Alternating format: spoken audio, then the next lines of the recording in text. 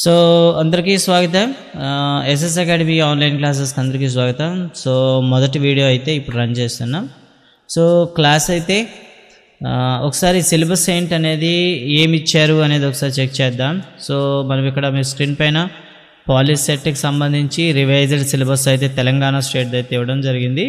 ఇక్కడ మీరు చూసినట్లయితే ఫిజిక్స్లో మనకి కొన్ని యూనిట్లు మాత్రమే ఉన్నాయి. సో మొత్తం మనకి reflection of the light at curved surface area and అదేవిధంగా refraction of light at curved surface area and human eye and colourful world. So అదేవిధంగా ఎలక్ట్రిక్ కరెంట్ 4 చాప్టర్స్ మాత్రమే ఇచ్చారనమాట ఇక్కడ ఫిజిక్స్కి సంబంధించి. ఇక కెమిస్ట్రీకి సంబంధించి చూసుకున్నట్లయితే మనకు 6 చాప్టర్లు అయితే ఇవ్వడం జరిగింది. సో ఫస్ట్ వన్ చూద్దాం, principle of metallurgy and classification of elements, the periodic table and also structure of atom, acids and bases, chemical equations. ఇలా మనకి 5 చాప్టర్లు మాత్రమే ఇచ్చారండి. సో కెమికల్ బాండింగ్ అనేది రిమూవ్ చేసేసారు. సో అదేవిధంగా మ్యాథమెటిక్స్లో చూసినట్లయితే మొత్తం 14 చాప్టర్స్ ఇచ్చారనమాట. సో ఇవన్నీ కూడా మనం కంప్లీట్ చేయడానికి మనమైతే టైం అయితే తీసుకుంటున్నాం. సో ఎన్ని రోజులు టైం తీసుకుంటాము అనేది మీకు ఆల్రెడీ చెప్పడం జరిగింది. సో 20 డేస్లో ఇదంతా కూడా మీకు కంప్లీట్ అవుతుంది. సో డే 1 క్లాస్కి అందరికీ స్వాగతం. సో ఈ డే 1లో మనం ఏం చేస్తామంటే ఉన్న సిలబస్లో ఒక టాపిక్ అయితే కంప్లీట్ చేద్దామని అయితే ఈ సెషన్ అయితే రన్ చేస్తున్నాం. ముందుగా ప్రిన్సిపల్ ఆఫ్ మెటలర్జీ, సో లోహ సంగ్రహణ శాస్త్రము అంటాం తెలుగులో. సో ఈ ప్రిన్సిపల్ ఆఫ్ మెటలర్జీలో మనం ఏం నేర్చుకోబోతున్నాం అండ్ అదేవిధంగా ఏ కాన్సెప్ట్లు ఉంటాయో ఒకసారి చూద్దామండి. సో ముందుగా స్టార్ట్ చేసే ముందు ఇందులో ఉండేటటువంటి టెర్మినాలజీ ఏదైతే ఉందో ఒకసారి టెర్మినాలజీ గురించి ఒకసారి చూద్దాం. సో టెర్మినాలజీ చూసిన తర్వాత ఇకైతే మనం కంటెంట్లోకి వెళ్దాం. ఓకే, సో ముందుగా మనం ఏం చేద్దామంటే టెర్మినాలజీ గురించి ఒకసారి చూద్దామండి. సో ప్రిన్సిపల్ ఆఫ్ మెటలర్జీలో కీవర్డ్స్ ఏంటి? సో ఫస్ట్ ఆఫ్ ఆల్ చూద్దాం, మెటలర్జీ లోహ సంగ్రహణ శాస్త్రము అంటే ఏమిటి? ఫస్ట్ వన్, సో మెటలర్జీ అండి, మెటలర్జీ అంటాం. సో మెటలర్జీ అంటే ఏంటి? ఓకే, సో మెటలర్జీ అంటే so the science of studying of metals which is occurred in naturally అని చెప్తాం అనమాట. ఓకే, మెటలర్జీ, మెటలర్జీ అంటే so the process of extraction of metal, the process of extraction of metals, okay, from naturally occurring compounds. ఓకేనా? So metallurgy అంటే ఏమని చెప్తాం అనమాట సింపుల్గా. సో మనకి నేచర్లో రకరకాల మెటల్స్ అయితే ఉంటాయి. ఆ నేచర్లో ఉండేటటువంటి మెటల్స్ని లేదా కాంపౌండ్స్ని ఏ విధంగా మనం ప్రాసెసింగ్ చేస్తాము, ఆ ప్రాసెసింగ్ వే ఏంటి అంటే లోహాలను శుద్ధి చేసే విధానం కానీ, ఆ లోహాలను శుద్ధి చేసేటప్పుడు మనం తీసుకోవాల్సిన జాగ్రత్తలు కానీ, సో మొత్తాన్ని తెలియజేసే సైన్స్నే మనం ఏమంటాం మెటలర్జీ అని పిలుస్తాం. Okay, first one. And next one ఏంటంటే మినరల్ అంటే ఏమిటి, మైన్ అంటే ఏమిటి, ఓర్ అంటే ఏమిటి? ఇక్కడ మనం చూడాలండి 3 పదాలు అయితే ఉంటాయి. First one mineral and second one mine, third one ore. So ఈ మూడింటికి తేడా ఏంటి? సో మినరల్ అంటే ఖనిజము అంటామండి, ఖనిజం. అదే మైన్ అంటే గని అని పిలుస్తామండి. అండ్ ఓర్ అంటే ధాతువు అని పిలుస్తామండి తెలుగులో. సో వీటికి ఏమైనా సంబంధం ఉందా ఒకసారి చెక్ చేద్దామండి. సో ముందుగా మనం మినరల్ లేదా ఖనిజం అంటే ఏమిటి? సో ఎప్పుడైనా సరే ఏదైనా ఒక మెటల్కి సంబంధించి మనం ఎక్స్కవేషన్ చేసామనుకోండి, తవ్వకాలు జరిపామనుకోండి, అలా తవ్వకాలు జరిపేటప్పుడు ఆ మెటల్ అనేది ఏమవుతుంది, డిఫరెంట్ వేలో ఉంటుందన్నమాట, నేటివ్ స్టేట్లో ఉంటుంది. అంటే అది ఎలా ఉంటుంది, కొంత వేస్టేజ్తో కానీ లేదా ఒక మెటల్ అనేది ఇంకా డిఫరెంట్ మెటల్స్తో కానివ్వండి, లేకపోతే వేస్టేజ్తో కానీ, వ్యర్థ పదార్థాలతో కానీ, అన్నెసెసరీ కాంపౌండ్స్తో కానీ మిక్స్ అయి ఉంటుందన్నమాట. ఇలా ఉండేటటువంటి ఆ టోటల్ న్యాచురల్ సబ్స్టెన్స్నే మనం ఏమని పిలుస్తామంటే మనం మినరల్ అని పిలుస్తామండి. ఓకే, ఇంకా మైన్. సో ఈ మినరల్ని తవ్వి తీసేటటువంటి ప్రదేశం ఏదైతే ఉందో ఆ ప్రదేశాన్ని మైన్ అని పిలుస్తామండి. సో ఈ మినరల్ని తీసుకొని దాంట్లో ఉండేటటువంటి అన్నెసరీ కాంపౌండ్స్ ఏవైతే ఉన్నాయో వాటినన్నింటినీ తీసేసిన తర్వాత ఎకనామికల్లీ అండ్ కన్వీనియంట్లీ, సో డైరెక్ట్గా ఓకేనా, ఎకనామికల్గా కావచ్చు, అదేవిధంగా కన్వీనియంట్గా కావచ్చు, దాని నుండి మెటల్ అనేది దేని నుండి అయితే మనం వెలికి తీస్తామో ఆ పాత్నే మనం ఏమని పిలుస్తామంటే ఓర్ అని పిలుస్తామండి. ఓకేనా, ఓర్. ఓకేనా, చూడండి ద మినరల్, సో దీన్ని ఏ విధంగా డిఫైన్ చేయొచ్చు అంటే the mineral form, okay, which metals are extracted economically and conveniently. Okay, so ఈ విధంగా ఆర్థిక పరంగా కానీ లేదా సులభతరంగా కానీ మనకు కావాల్సిన మెటల్ని ఎక్స్ట్రాక్ట్ చేయడానికి ఉండేటటువంటి ఫైనల్ స్టేజ్ని మనం ఏమని పిలుస్తామంటే ఓర్ అని పిలుస్తాం. సో ఇవి metallurgy is the processing and mineral is the natural substance, mine is the where is the place where we excavate the our minerals, and ore is the primary stage of the mineral which we can collect the metals economically and conveniently. So ఈ వర్డ్స్కి meaning మనకు తెలిసిన తర్వాత ఇప్పుడైతే ఎర్త్లో ఉండేటటువంటి మెటల్స్ని ఏ విధంగా ఉంటాయి, వాటి పర్సంటేజెస్ ఏంటి అనేది ఒకసారి చూద్దాం. ఫస్ట్ ఆఫ్ ఆల్, సో మన ఎర్త్ పైన, సో మన భూమి మీద చూసుకున్నట్లయితే ఏ మెటల్నైనా పొందడానికి ద మేజర్ సోర్స్ ఏదైనా ఉంది అంటే గుర్తుంచుకోవాలి, దట్ ఈస్ ఎర్త్ క్రస్ట్. ఓకేనా, earth crust is the major source అంటాం. సో మన ఎర్త్ పైన మేజర్ సోర్స్ ఏదైనా ఉంది అంటే అది ఎర్త్ క్రస్ట్ అండి. ఓకేనా, ఎర్త్ క్రస్ట్ అనమాట. ఓకే, ఇక తర్వాత ఎర్త్ క్రస్ట్ తర్వాత సెకండ్ మేజర్ సోర్స్ ఏదైనా ఉంది అంటే దాన్ని మనం ఏమంటాం సీ వాటర్ అని పిలుస్తాం. ఓకేనా, sea water is the second source అంటాం. మరి ఈ సీ వాటర్లో ఏమేమి ఉంటాయి? ఈ సీ వాటర్ తీసుకున్నట్లయితే ఈ సీ వాటర్లో మనకి సోడియం కనిపిస్తుంది అండ్ పొటాషియం కనిపిస్తుంది. సో పొటాషియం ఇవన్నీ కూడా మనకి ఓర్ లభిస్తాయి. అయితే ఇవన్నీ కూడా మనకి ఎలా ఉంటాయి చెప్పండి? ఓకే, ఫర్ ఎగ్జాంపుల్ సోడియం తీసుకున్నట్లయితే సోడియం క్లోరైడ్ ఫామ్లోను, అదేవిధంగా మెగ్నీషియం తీసుకున్నాం అనుకోండి మెగ్నీషియం క్లోరైడ్ ఫామ్లోనూ మనకి లభిస్తూ ఉంటాయి అన్నమాట. ఓకే, అండ్ నెక్స్ట్ వన్ చూద్దాం, NaCl, MgCl2. Okay, and next one చూసుకుంటే కొన్ని మెటల్స్ అనేవి లో రియాక్టివిటీ కలిగి ఉంటాయి అన్నమాట.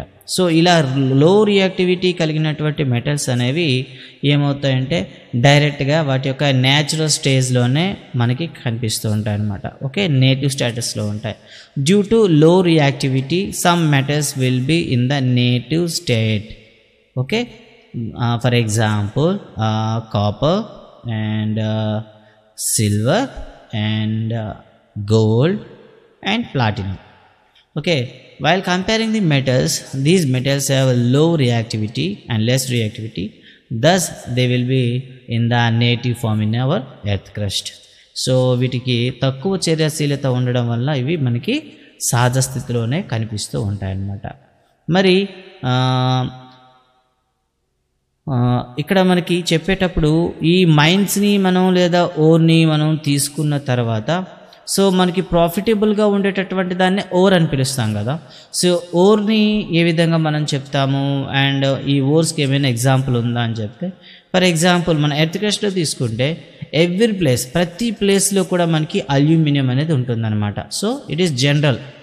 So generally the earth crust contains aluminium. అలా అని సో మన దగ్గర ఉన్న ప్రదేశంలో మనం తీయలేం కదా. సో ఎకనామికల్గా కాస్త ప్రాఫిటబుల్ ఉండేటటువంటి కన్వీనియంట్ ప్లేస్లోనే మనం తీస్తాం అనమాట. అలా అల్యూమినియంకి కన్వీనియంట్గా ఉండేటటువంటి ఏదైనా ఓర్ ఉంది అని అంటే దాన్ని ఏమని పిలుస్తామంటే బాక్సైట్ అని పిలుస్తాం అనమాట. ఓకే, సో అల్యూమినియంకి సో మేజర్ ఓర్ ఏదైనా ఉందంటే బాక్సైట్ అంటాము. సో ఈ బాక్సైట్లో మనం చూసుకున్నట్లయితే సో బాక్సైట్ అని చెప్తాం కదా.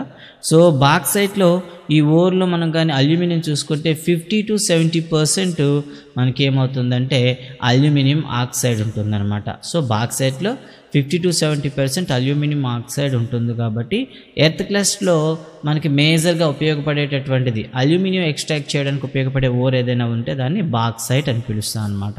Okay, so this is about the aluminium. And next one, so మరి ఈ ఓర్స్కి సంబంధించి ఏదైనా ఇంపార్టెంట్ టాపిక్స్ అంటే ఇంపార్టెంట్ ఓర్స్ ఏవైనా ఉన్నాయా మెటల్స్ చూసుకుంటే, సో మనకి ఎగ్జామ్ పాయింట్ ఆఫ్ వ్యూలో మోస్ట్ ఇంపార్టెంట్వి ఉన్నాయి. మనం ఫస్ట్ ఆఫ్ ఆల్ చూద్దాం, ఒక్కొక్క దాని గురించి లిస్ట్ రాస్తాం. బాక్సైట్ అండి, సో వాటి యొక్క కంప్లీట్గా టేబుల్ అనేది మన టెక్స్ట్ బుక్లో ఉంటుంది. For example Al2O3 and 2H2O, ఇది అల్యూమినియం యొక్క ఓర్ అనమాట. దీన్ని బాక్సైట్ అని చదువుతాం. ఇక నెక్స్ట్ వన్ CuFeS2 అని పిలుస్తాం. సో దీన్ని ఏమని పిలుస్తాం మనం, కాపర్ ఐరన్ పైరిటీస్ అంటాం. ఇది కాపర్ యొక్క ఓర్ అనమాట. అదేవిధంగా ZnS అంటాం, జింక్ బ్లెండ్. ఓకే, ZnS ఉంది కాబట్టి జింక్ బ్లెండ్ అని పిలుస్తాం. ఇది జింక్ యొక్క ఓర్ అనమాట. నెక్స్ట్ వన్ MgCO3 అంటాం, MgCO3 అని పిలుస్తాం. దీన్ని మాగ్నసైట్ అని చదువుతాం. ఇది మెగ్నీషియం యొక్క ఓర్ అనమాట. ఓకే, తర్వాత MgSO4 7H2O, సో దీన్ని ఎప్సమ్ సాల్ట్ అని పిలుస్తాం. ఇది మెయిన్లీ మెగ్నీషియం యొక్క ఓర్ అనమాట. సో దీనిపైన మనకు ప్రశ్న చాలాసార్లు అడుగుతాడు అనమాట, how many water molecules are there in Epsom salt అనే క్వశ్చన్ చాలాసార్లు అడిగాడు. So you have to remember that.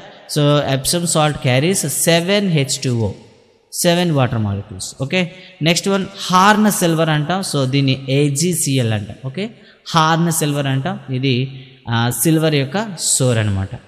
Okay, or ఇది. తర్వాత MnO2 అని పిలుస్తాం. దీన్ని పైరోల్యూసైట్ అని పిలుస్తాం. పైరోల్యూసైట్ అంటాం. ఇది మాంగనీస్ యొక్క ఓర్ అనమాట. ఓకే, ధాతువు. ఇక హెమటైట్ తీసుకుందాం. సో Fe2O3, దీన్ని హెమటైట్ అంటాం. ఇది ఐరన్ యొక్క ఓర్ అనమాట. ఇక తర్వాత మనం చూసుకుంటే జింకైట్. సో ZnO ఉంటే దీన్ని జింకైట్ అని చదువుతాం. ఇది జింక్ యొక్క ఓర్ అనమాట. అండ్ రాక్ సాల్ట్ మనందరికి తెలుసు, NaCl అని పిలుస్తాం. ఇదైతే సోడియం యొక్క ఓరు. అండ్ సిన్నాబార్, సో దీనిపైన కూడా మన క్వశ్చన్ అడుగుతుంటాడు. HgS అంటాం, సిన్నాబార్ అంటాం. ఇది మెర్క్యూరీ యొక్క సోర్స్ అనమాట. అండ్ Fe2O3 చూడండి, Fe3O4. సో Fe2O3 అయితే మనం ఏమని చదువుతామండి, హెమటైట్ అని పిలుస్తాం. అది Fe3O4 అయితే దాన్ని మాగ్నటైట్ అని పిలుస్తాం. ఇది కూడా మనకి ఐరన్ యొక్క ఓర్ అనమాట. ఇక నెక్స్ట్ వన్ PbS అంటాం, గెలీనా అని పిలుస్తాం దీన్ని.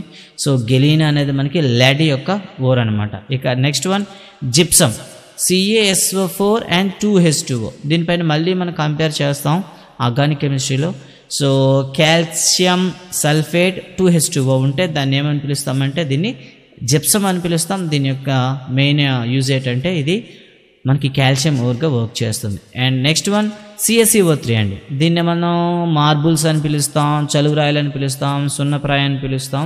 సో ఫైనల్గా కాల్షియం కార్బోనేట్ అంటే ఇది కాల్షియం యొక్క ఓర్ అనమాట. And finally carnallite. So carnallite అనేది మల్టీ ఓర్ అని పిలుస్తారు సాధారణంగా. ఓకే, సో కార్నలైట్ తీసుకున్నట్లయితే పొటాషియం క్లోరైడ్ ఉంటుంది, మెగ్నీషియం క్లోరైడ్ కూడా ఉంటుంది, అండ్ 6H2O ఉంటుంది. సో ఇది దీని నుండి మనకి ఎకనామికల్గా కన్వీనియంట్గా ఎక్కువ ప్రాఫిట్ అనేది మెగ్నీషియం ఎక్స్ట్రాక్ట్ చేయడానికి యూజ్ అవుతుంది. కాబట్టి ఈ కార్నలైట్ని మనం ఏమని చెప్తామంటే మెగ్నీషియం ఓర్గా చెప్తామన్నమాట. ఓకేనా. So these are the primary ores which we used in industrial purpose. సో ప్రతిదీ కూడా మనకి ఇంపార్టెంటే. సో మీరు అన్నీ కూడా నేర్చుకోవాల్సిందే అని. సో ప్రతిదీ అవసరం. కొన్ని అనేవి ఫర్ ఎగ్జాంపుల్ కార్నలైట్లో ఉండేటటువంటి వాటర్ మాలిక్యూల్స్ అని, అలాగే ఎప్సమ్ సాల్ట్లో ఉండేటటువంటి వాటర్ మాలిక్యూల్స్ అని, జిప్సంలో ఉండేటటువంటి వాటర్ మాలిక్యూల్స్ అని ఇలా మనకు అడుగుతుంటాడు. వాటిపైన మీరు కూడా ఫోకస్ చేయాల్సి ఉంటుంది. ఓకే, నెక్స్ట్ మనం చూసుకున్నట్లయితే సో ఆక్సైడ్లు, సల్ఫైడ్లు, క్లోరైడ్లు, కార్బోనేట్లు, సల్ఫేట్లు. సో వీటిని ఆధారంగా మనం ఏ విధంగా ఎక్స్ట్రాక్ట్ చేస్తాము అనేసి మనకి ఇవ్వడం జరిగిందనమాట.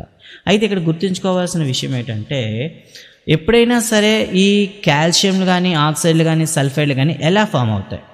సో ఇవి ఫామ్ అవ్వాలంటే ఖచ్చితంగా ఏముంటుంది, వాటి యొక్క ఏఎస్ అండి, దాన్ని ఏమని పిలుస్తాం, రియాక్టింగ్ స్పీడ్ కానీ లేదా రియాక్టింగ్ పవర్ పైన డిపెండ్ అయింది అంటాం అనమాట.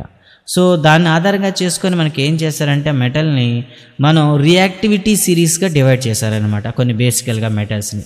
So high reactivity metals and moderate reactivity metals and low reactivity metals గాను డివైడ్ చేశారనమాట. సో వీటిని కూడా మనం చాలా తెలుసుకోవాలి. ఫర్ ఎగ్జాంపుల్ కన్ఫ్యూజ్ చేయడానికి ఉంటుంది. సో కాల్షియం అనేది మనం తీసుకున్నాం అనుకోండి, ఇది 2 దగ్గరలో ఉంటుందన్నమాట. ఓకేనా, సారీ కాపర్ అనేది 2 దగ్గరలో ఉంటుంది. ఇది మోడరేట్ అవుతుంది అండ్ అదేవిధంగా లో కూడా అవుతుంది. కాబట్టి కొన్ని కన్ఫ్యూజింగ్ కూడా ఉంటాయి, వాటి స్పెషల్ కూడా మనం చూడాలి. సో ఒక్కొక్క దాని గురించి మాట్లాడదాం ఇప్పుడు. సో ఫస్ట్ ఆఫ్ ఆల్ అయితే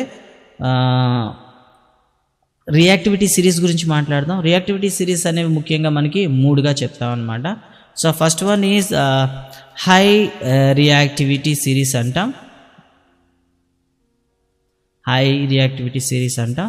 సో హై రియాక్టివిటీ సిరీస్లో మనకి ఏమొస్తాయంటే potassium, sodium and calcium, magnesium and aluminium. And second one వచ్చేసి మనకి మోడరేట్ అని పిలుస్తాం, రియాక్టివిటీ సిరీస్ అని పిలుస్తాం. సో ఇందులో ఏమొస్తాయంటే మనకు జింక్, ఫెర్రస్, లెడ్, కాపర్లు వస్తాయండి. అండ్ లో రియాక్టివిటీ సిరీస్కి వచ్చేసరికి మనకి ఏమొస్తాయంటే సిల్వర్ అండ్ అల్యూమినియం వస్తాయి, సారీ ఆరం అండి, గోల్డ్ వస్తాయి అన్నమాట. సో ఈ విధంగా మనకి 3 సిరీస్ అయితే ఉంటాయి.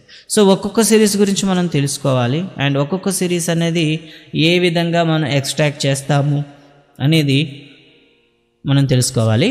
అయితే వాటిని తెలుసుకునే ముందు ఎక్స్ట్రాక్టింగ్ సిరీస్లో ఉండేటటువంటి స్టేజెస్ ఏమిటి, ఎన్ని రకాలుగా వాటిని మనం ఫిల్టరైజ్ చేస్తాము అండ్ వాటి యొక్క యూజ్ ఏమిటి, వాటిలో స్టెప్ బై స్టెప్ ఏం చేస్తాం అనేది కూడా తెలుసుకోవాలి. సో గైస్ ఇది అయితే ఇంట్రడక్షన్ క్లాస్ ఇది. అండ్ నెక్స్ట్ క్లాస్లో మనం దీని గురించి డిస్కస్ చేద్దాం. Thank you guys, thank you for watching and we will meet again after this session.